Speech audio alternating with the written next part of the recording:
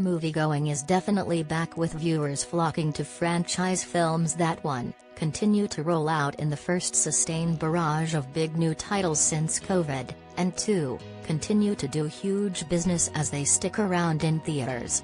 They're sucking up screens and exacerbating a release pattern quandary for independent distributors, seeking signs that a rising tide raises all boats.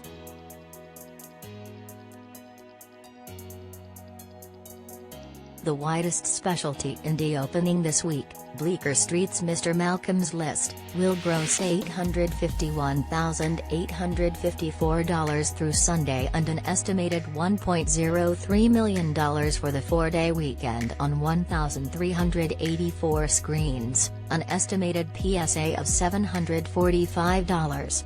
The well-reviewed, period romp with a strong, diverse cast a la Bridgerton and the same Jane Austen-esque antecedents is classic counter-programming, but there is a lot to counter.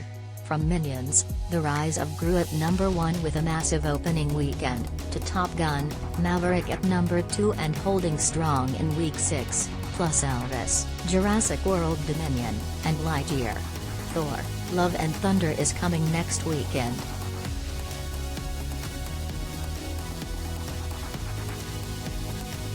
Related story.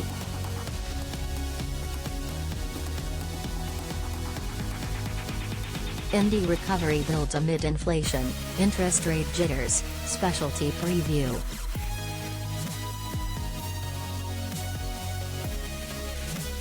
Bleecker had been hoping for a stronger opening, at least north of $2 million, for the film by Emma Holly Jones that made #7 at the North American box office. With a 21-day exclusive theatrical window to VOD, it remains to be seen later in the month when the blockbuster train slows down if moviegoers back in the habit, including older demos at this point, are willing to dip into something else, and if it's this.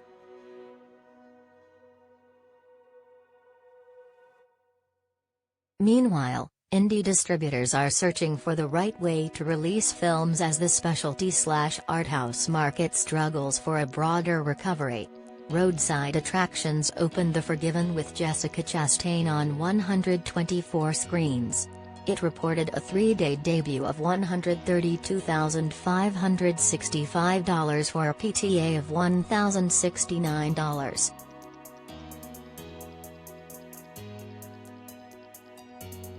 Sony Pictures Classics documentary Hallelujah, Leonard Cohen, A Journey, a Song opened on 3 screens at $27,384, with a per-screen average of $9,116.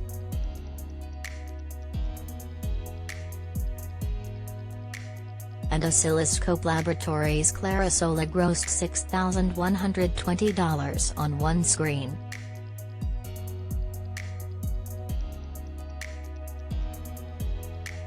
It feels like specialty is searching for the right way to go out there.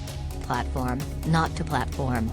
It's really hard to know, said one distribution executive today, echoing a sentiment expressed by many others in recent months.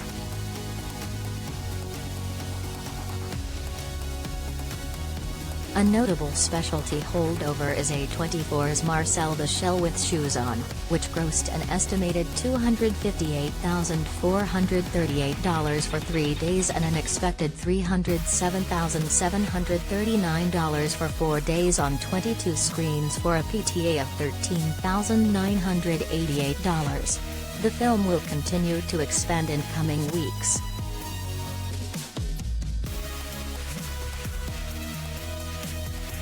The mock documentary based on the popular YouTube series about a lonely snail voiced by Jenny Slate debuted last week at $170,000 on 6 screens in New York and LA with a PSA of $28,267.